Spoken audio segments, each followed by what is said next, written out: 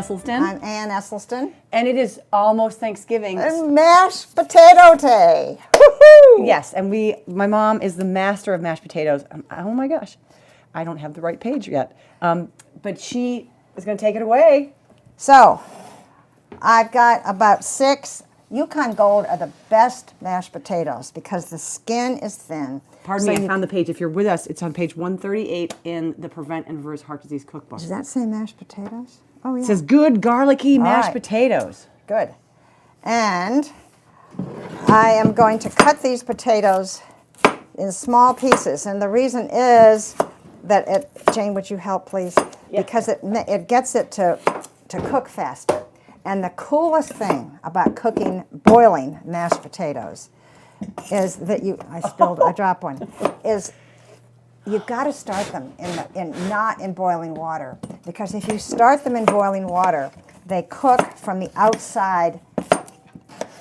The outside gets cooked first, so they're not all the way through evenly. So start them in. So the outside gets a little fuzzy? I've done that. So the outside's kind of fuzzy and inside's firm. And so the smaller pieces, the quicker they'll cook. And I would say it takes, maybe 20 minutes. I keep tasting the potatoes as I go along to see, they just have to be soft enough so that when you So our recipe says that you start with 6 medium mashed potatoes, but we probably end with 5 1/3 potatoes with our recipe because she tastes so many from the pot as they're cooking. Well, so I am going to put all these potatoes into the pot, and there's water in here, and I want to have them covered so that they all get cooked, but you don't need tons. We got probably more water in here than I'm going to dump a little water out. All right. And here they go on the stove. Maybe somewhere between 17 and 20 minutes, but taste them at 15 to see what's happening. Yours may be cut smaller. Cover them, yeah. And while we're waiting for them to boil, what will we do, Jane? Well, I think we should do some pull-ups, some push-ups, or some jumping jacks. Oh, let's do some push-ups against the counter.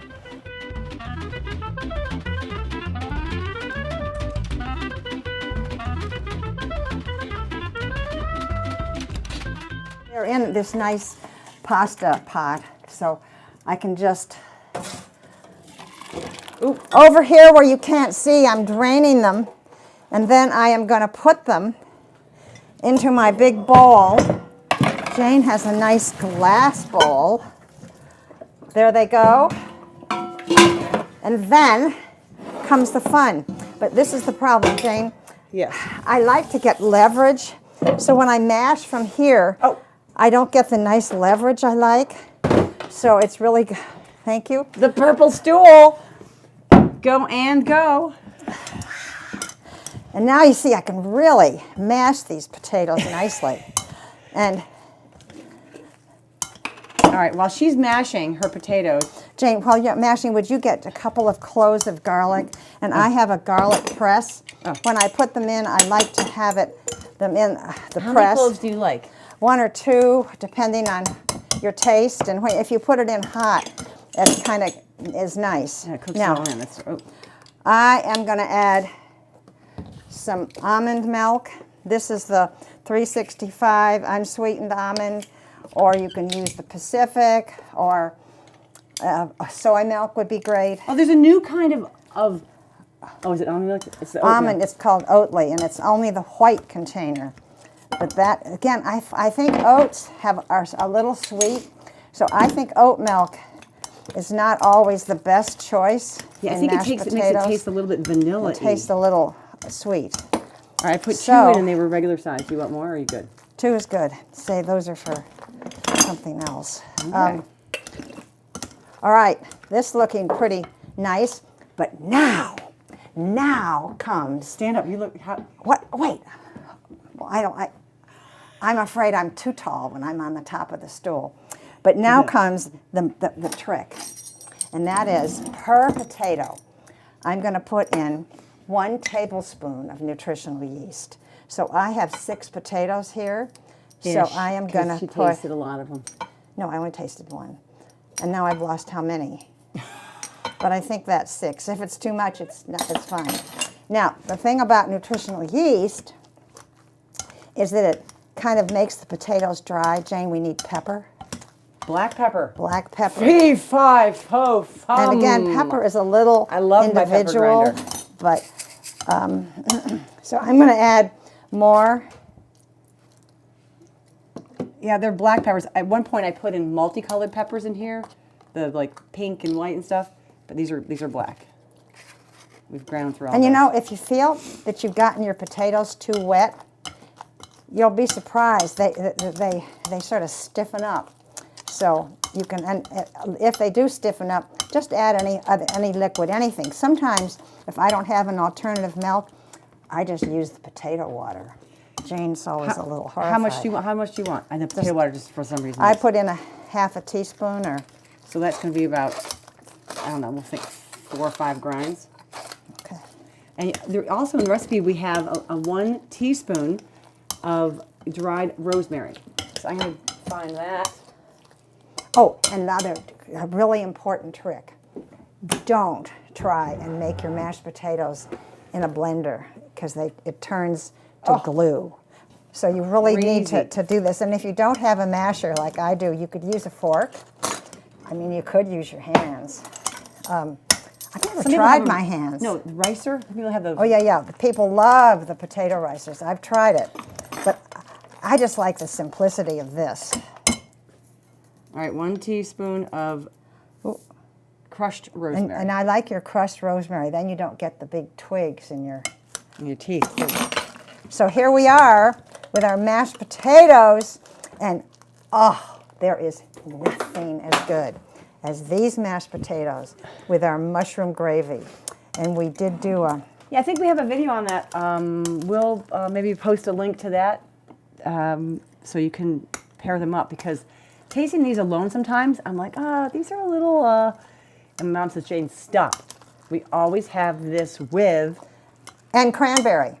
Our mushroom gravy and our cranberry, which was our previous video, I believe. And this is really just the centerpiece of our Thanksgiving, along with our stuffing. So there are 42 of us for Thanksgiving, and we're making mashed potatoes and mushroom gravy.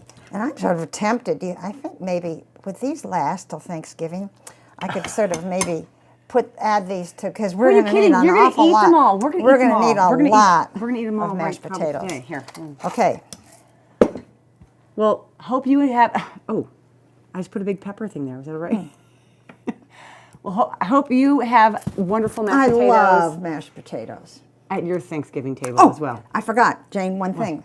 What's absolutely so much fun is if you have any leftover mashed potatoes, add some flaxseed meal and mix it up and make them into little potato pancakes. Yes. Put them in a nonstick pan. That is probably helpful. And then don't turn them over until they've been a long time cooking, because they'll sort of coagulate. But they're beautiful. And you can eat them with salsa or just plain. But that's really fun. In fact, that's almost worth it to make a whole thing of mashed potatoes. Coagulate is not really a delicious word to use about food, but yeah, they do. They get so nice and perfect pancake-like. Have a great Thanksgiving. Fill it with mashed potatoes. Thank you.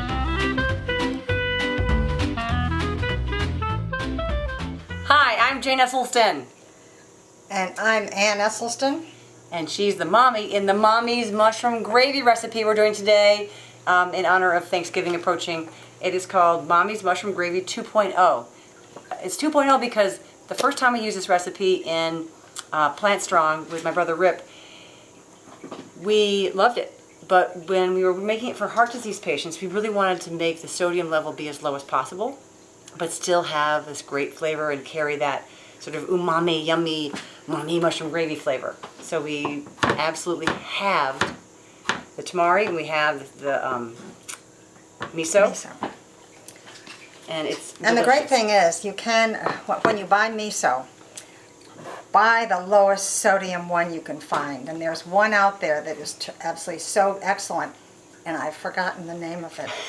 but you can get quite a bit of a variety in miso, but just look for the one. You mean variety of sodium levels? So sodium levels. We go with white, or like sometimes it's called mellow, and it tends to be not as intense.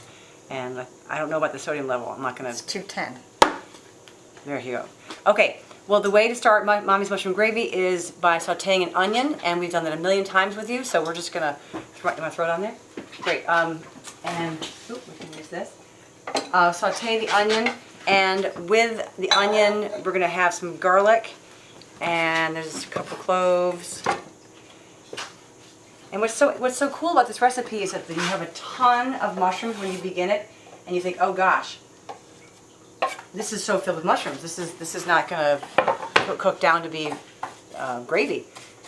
It cooks down, and it gives this great flavor. And to be honest, this is the first dish that disappears on our Thanksgiving buffet. We have everybody in the family bring a dish. I mean, everybody. I mean, some kids are bringing, you know, a sack of apples, but everyone brings something to Thanksgiving. And guess what my mom always makes? Mommy's mushroom gravy. Times what, like 3 or 4? You triple it. It has pepper. It has that salt, that umami. Oh, I can hear it sizzling right now.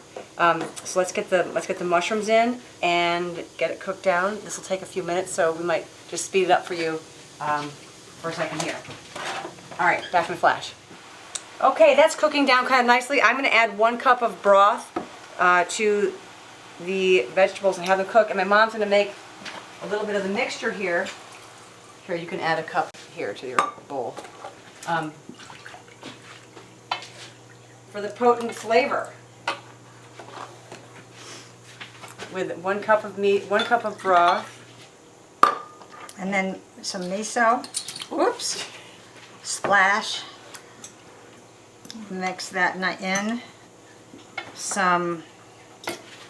This is some flour. I'm going to put the tamari in over here. Tamari's going in with the vegetables. Why not in here? You want it in there? Yeah. Okay, you go in there. It's kind of nice to have everything liquid in here. All right.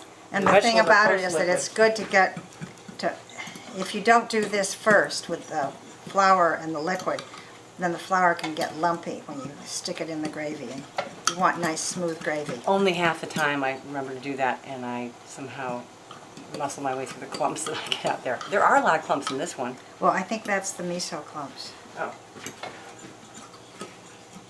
So are we ready to have this No. go I've got to cook this down a little while, and you want to stir that, so we'll be another few minutes.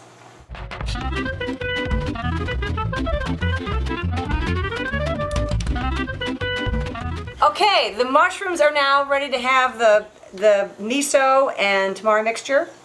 And Which is nice to do it as liquid, but as Jane said, you can always add it at the last minute. or I just cook it all in together without making it liquid first. And this is a little bit of cooking sherry. Oh, look at that go! Woo! Side to side. Look at that. And the sherry. Ooh, here. Thank you. Okay, now this is just going to cook down until it's the texture of gravy that you want.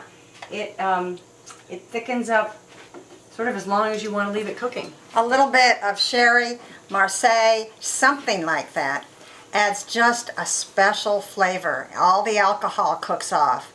But it is optional. You don't have to use It's it. totally optional. Yeah. But I always find when I add it, it's a little better tasting. Well, I think it's probably reminiscent to real gravy that you grew up with. Or No, something. it just has that, some kind of a little... Sophisticated flavor. Yeah, Oh. exactly. All right, we're just going to cook down a little longer. We'll be right back.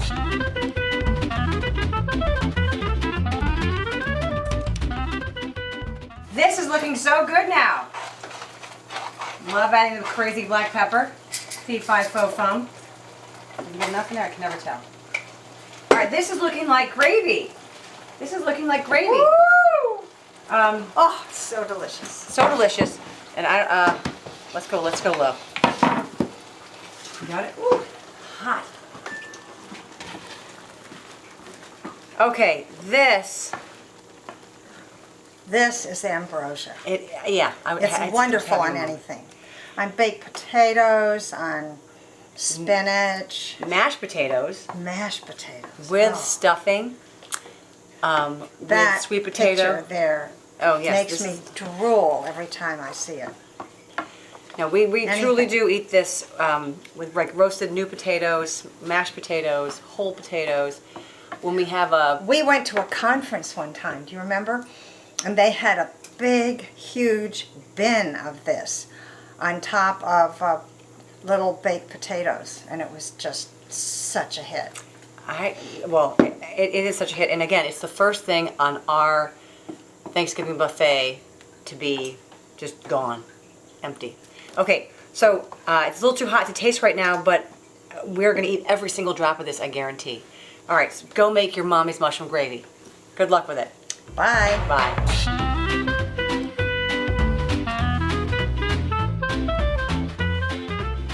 Hi, I'm Jane Esselstyn. I'm Ann Esselstyn. And as it's getting close to the time of Thanksgiving and families getting together and having to stuff themselves with stuffing, today we're going to make stuffing, Thanksgiving stuffing. The name of ours is Brian's Stuffing because my husband Brian is clearly like the best cook in the family. And let me tell you that this is such good stuffing. And I love it so much that my Christmas present every year from Brian is stuffing. A tray of stuffing wrapped in a bow. And we have it Christmas lunch or dinner usually. It's just delightful. If you're following along, we're on page 136, and what's so exciting is that we stuffed a pumpkin with stuffing, so the essence of the pumpkin can get drizzled or get baked or cooked into it. And what it does is that when you put it out at Thanksgiving, it just makes it so important. I mean, it's much better than a turkey. If you have a big oven, get a big pumpkin. Just save it after Halloween and carve it open, stuff it. All the extra stuffing we're going to put in a tray. So we're going to start. We start with onions. We're going to throw those in there. And you're going to cook them down. And onions get cooked in with a bunch of celery, which we know tastes so good in all the stuffing. And we also, of course, put kale in our stuffing. And I make sure I'm put these all in the right order that we have here. And then we put in carrots. All the things take a little longer to cook. Actually, you could put in kale probably a little. You can put in kale later. Yeah. Kale will cook down, no problem. And then a ton of mushrooms. We love the mushrooms. Oh! Look at this that. Is a load. Lovely. So this is going to cook down for a while. And once all of the vegetables that are cooked down get warmed up, we're going to move on to mixing it here in this bowl. And in this bowl right here, what I have is about 15 pieces of bread that we have chopped up and toasted. So look, they're all just crispy and dry, like a stuffing. And so some of the breads I've used are the whole rye bread that is available all over the place at Trader Joe's, Whole Foods, Heinen's. Heinen's is near us. I used a bunch of this, which is Food for Life, Genesis 129 sprouted grain and seed bread. And there's another rye bread in here that has poppy seeds on it from, where's the black bread from? Whole Foods. Oh, she gets it at Whole Foods. It's called Black Russian Rye. Russian rye. I mean, yeah. A black bread covered in poppy seeds from Whole Foods. So that's what's in here. And once this is Black Russian, that's what it's called. Black Russian, okay. Once this is cooked down in a few minutes, we'll come right back and show how we mix it all together and then stuff things. Okay, be right back.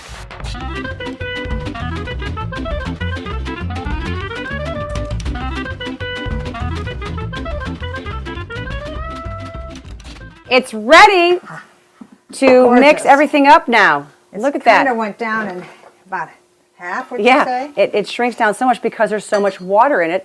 And also because there's so much water in it, it doesn't stick to the bottom. You see the bottom of the pan is clean. It's not, everyone thinks they have to spray and oil their pans. You don't. Okay, so now we're going to combine the cooked vegetables with the dried bread. Did you tell them what you did to dry the bread? Oh, I just put it in the oven and let it, it's dry, you know, until your bread has different kinds of moisture content. So until your bread is crispy, everyone knows what crisp bread's like. And then I put it in a bag overnight, and so I'd have it ready for today. Okay, so we're going to stir this in with the spices, and the spices we have here are, of course, sage, which is such the quintessential sort of smell and spice of stuffing. And we have some oregano, garlic powder, some rosemary. We're going to add in water chestnuts, and we're going to add in... Ready for them? Sure. And we're going to add in Whole cranberries. Container. Yes, and we're also... Look at these gorgeous cranberries. Oh, they do look beautiful. they're just so beautiful. We have saved a few on the side for the top for garnish at the end. No, let's save them at the end when we're going to garnish before serving. And there's... In the recipe, we use 2 apples and a pear, but believe it or not, the pears right now are like stones. I thought they were quinces. They were so hard when I felt them. And if anybody knows what a quince is, what is a quince? A fruit? It's an odd. Sounds very like old British. So apples go in, and if you have a pear, put that in there. We don't, so we're just skipping it. And now you have this great mixture of the crispy bread, then the moist vegetables, and we add broth to make it all be just mushy, mushy, mushy. Yours is open, I think. Let's pour yours in. Oh, and some black pepper. I love the high drama of the big black pepper grinder. No idea how much I just put in there. Ha. All right, let's pour that in. And it's about 4 to 6 cups, depending on how moist the bread is and how much you need. You put the whole container? Yeah, this is 4 cups per container of this size. And this is engine 2 of vegetable broth. Yeah, 32 It's ounces. got no salt in it. It's hard to find that. Engine 2 or the salt? It's veggie stocks without sodium. Added. Some vegetables have sodium in. Like celery has a lot. A lot of. So you look at a no salt added broth, and it will actually have sodium in the nutritional information. That's just from the vegetables. Okay, so we're going to keep stirring this like mad. We usually... My mouth is already watering thinking about this stuffing. Thinking about Thanksgiving and Christmas when Ryan would bring one to you. All right, so sometimes to this beautiful recipe, people add... You want to toss that around for a minute? People add a little tawny port. And I don't even know what accent to use with that. A wee bit of tawny port, I suppose. British or Scottish, it's a tawny port. Any of the alcohol cooks right off, but it leaves such a delicious flavor. So we're going to put in half a cup of tawny port, and we're going to call this a half cup. Is that right, half cup, you think? I don't know. It smells like tawny port. We're going to call that a half cup. Okay, do we need a little more? Guess what? It's going to make me sneeze. Me too. The pepper.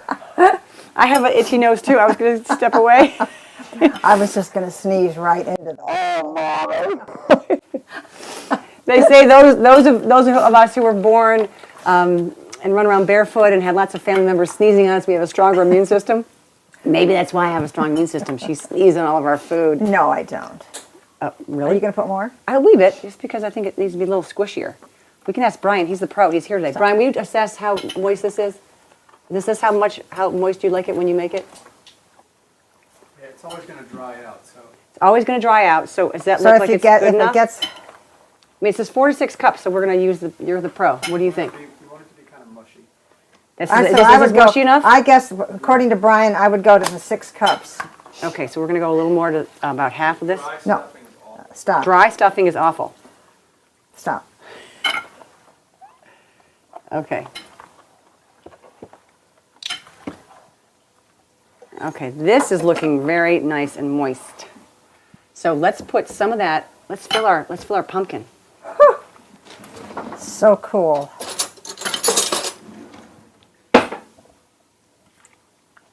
Here, I was going to help you, but you're doing just fine. And you know what's so cute is when you put the pumpkin in the oven to cook, you put a little cap. You put like a little Tin Man cap of tin foil on top of this so it doesn't burn. So it has a little tin cap. Okay, look at that. There we go. And I'm going to put a little tin foil nose on top of that one. There you go. Woo-hoo! All right, spread that around. That gets this. That'll go on there. And then little wee, look at that, protector. It's like a little bit of sunscreen on top of that. Okay, let's load it in the oven now. This is going to go in the oven so it's going to be able to fit right in. I'm going to go on the side over here with this one, so it'll bake. And hopefully this one also fits in. Isn't that going in? Perfect. There we go. Can bake all day at, oh, what's it bake at? Oh, I should know. 350, and it's going to go for 45 minutes or an hour until it dries out, or just not dries out, until it gets that nice moist. That's Brian stuffing. Yeah, it's like bread pudding-y, or I don't even know what bread pudding is. All right, we'll be back in a minute. Like stuffing. We'll be back in an hour, actually. Okay. Bye. No, not bye. Oh. Temporary goodbye. The stuffing is almost done, stuffing. and Oh, the it's pumpkin. on. Yes. Okay. Oh, it looks beautiful. Look at the you little get the- pumpkin cap. It's the cutest thing. It's the cutest thing. Oh. Look at that. Is it too hot? You know, I think we should have probably put that pumpkin in a dish because it made a little mess on the bottom. Oh, but you know what? Look at how adorable this is. And it didn't get sunburned on top. Ooh, look at that. It's adorable. Everyone's going to want to come up to this dish and say, oh, give me some of that. Look at that. Oh, yum. And then this, how's this look? Ooh. Oh, wow. Thanksgiving stuffing. Oh. All right, this And is, with mushroom gravy on it. and my mashed potatoes on the side. We have to do mashed potatoes soon. Yes. Oh, okay. Well, this is going to be dinner tonight. Lunch tomorrow. Dinner tomorrow. All right. Have a good Thanksgiving, and we hope you guys have plant-strong stuffing on your table. Plant-based stuffing. Plant-perfect stuffing. Whatever you want to call it. Bye-bye. Bye.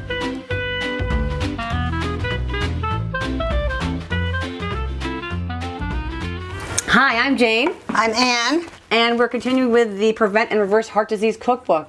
And today we're making cranberry salsa. I know it might not be cranberry season or like a Thanksgiving type. I love cranberry salsa anytime. That's why we're On doing anything. it now. Like, I don't know when we're going to post this, but we love cranberries. And you can buy them frozen, you can buy them fresh.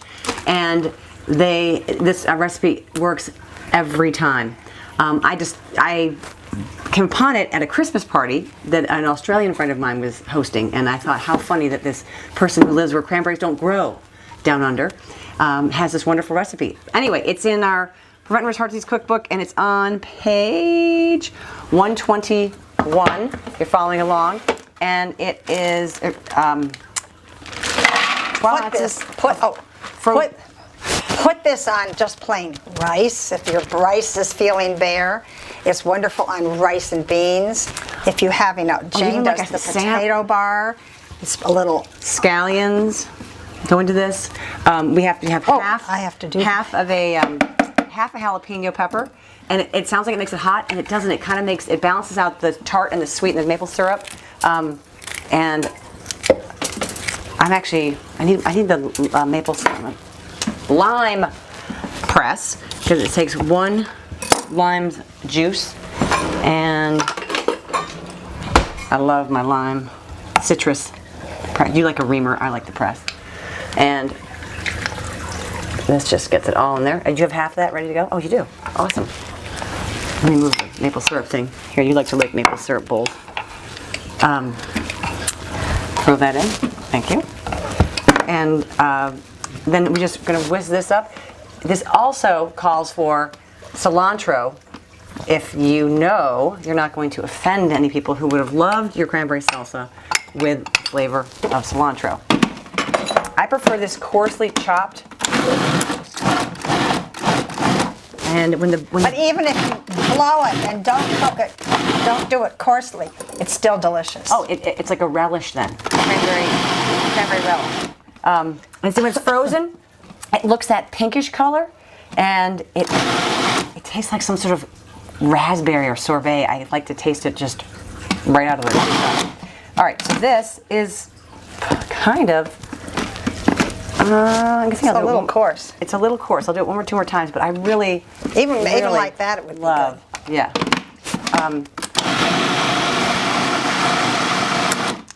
So here it is, and just for a quick idea of how you could have this, let's get that bowl, a clear bowl.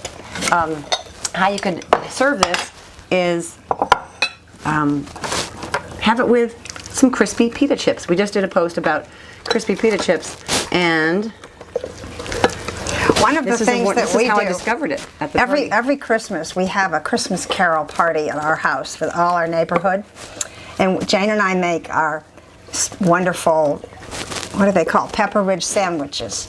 Yeah. And we cut the crusts off the bread, and we toast them, and we put them in a bowl, and we have the They look like cranberry- little cigars, little toasty the cranberry cigars. salsa's there, and I mean it isn't particularly pretty, but it is so delicious. No, the crusts aren't cranberry. pretty. The crusts cranberry's aren't pretty. but the cranberry. Oh, I can't wait. Okay, have a bite. Hey, cheers, happy holidays. Oh, sorry. I couldn't wait. Double dipping she is. I turned it around. Oh, Cheers, happy holidays. Or whatever holiday it is. This might be in April. All right, go enjoy your cranberry salsa. Bye. bye.